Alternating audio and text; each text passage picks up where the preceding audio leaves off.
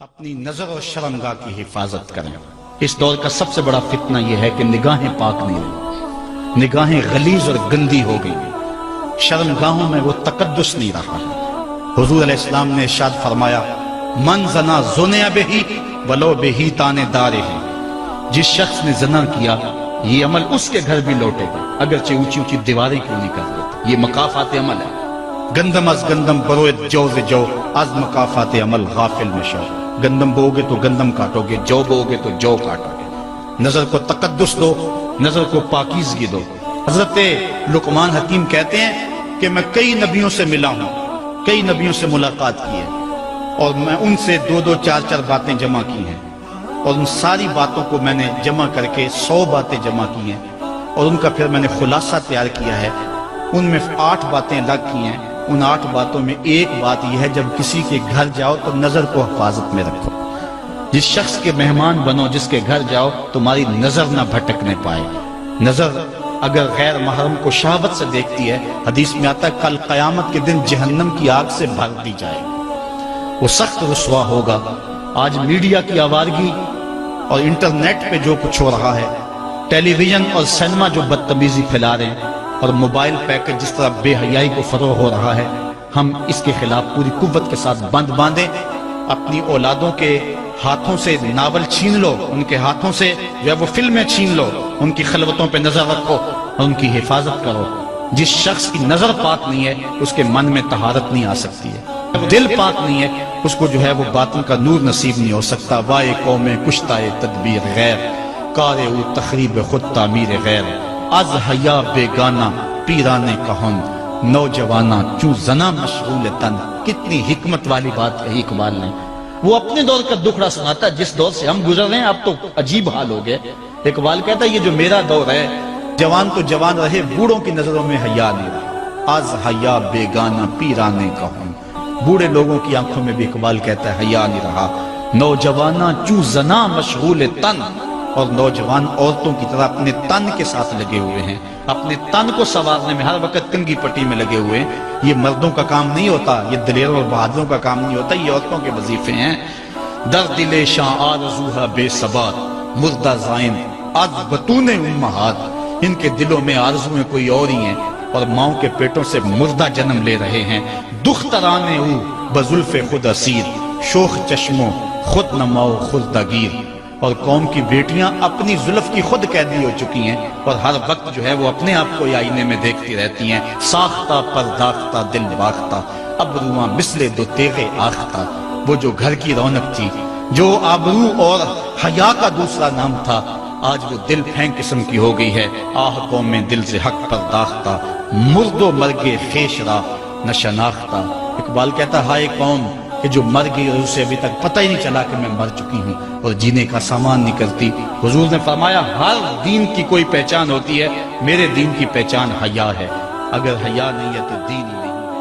ہم نے جس دور میں اپنے ماں باپ سے دین سیکھا تو اس وقت اتنے فرقے بھی نہیں تھے، نہ بات بات پہ شرک کے فتوے لگتے تھے، اور نہ ہی لوگ دین کو کاروبار بنائے ہوئے تھے۔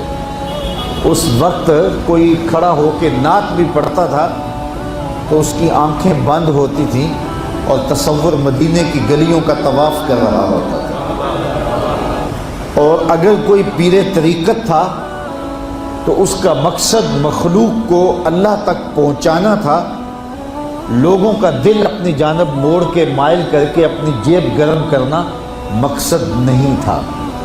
اس وقت عالم دین لوگوں کی عقیدتوں کو سمیٹ کر کے، گھیر کر کے، اپنی عقیدت کے دائرے میں ڈال کر کے ان سے سطحی مفاد حاصل کرنے کا دھندا نہیں کرتے تھے۔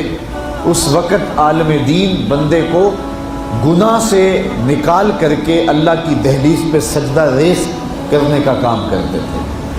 اور آج ہم دیکھتے ہیں کہ فرقہ پرستوں نے اسلام کو توڑ کے رکھ دیا، اور جو لوگ بیچارے اللہ کے حضور سجدہ ریز ہوتے ہیں ان پر شرک کے اور بدعت کے فتوے لگا کر کے ان کو اسلام سے بدزن کرنے کی کوشش کی، اور نعت خوانیاں ایک بہت بڑا کاروبار بن گیا، اور پیری مریدی ایک بہت بڑا دھندا بن گیا، تو اس دور کے اندر اپنی اولاد کو سنبھالنا، وہ طرح طرح کے سوال کرتی ہے، پوچھتی ہے، تو پھر ان کو دین پر مطمئن رکھنا اتنا آسان کام نہیں ہے۔ ہمارے والدین نے ہماری تربیت کی تو ان کے لیے قدرے آسان تھا، لیکن ہمارے لیے اپنی اولاد کو سنبھالنا اور دین کی راہ پر ڈالنا قدرے مشکل ہے۔